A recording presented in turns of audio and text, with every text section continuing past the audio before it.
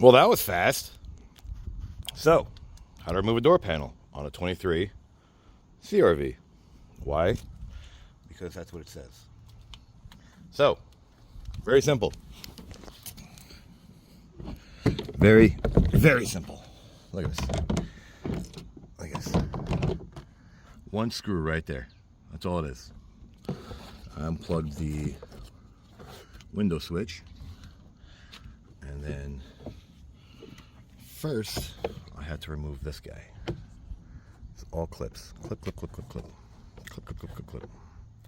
Steady pace. There is a notch right there in the front. But start there and work your way up, up, up, up, up, slowly, surely. It'll come up. Unplug her.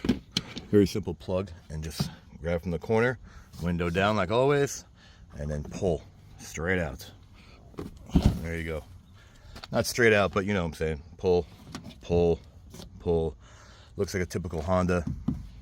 I'll see if there's any brackets. Maybe we can replace the speakers. So here's the harness you got to unplug. Very simple. So like it, don't like it, share it, don't share it, subscribe, don't subscribe. Thanks for watching.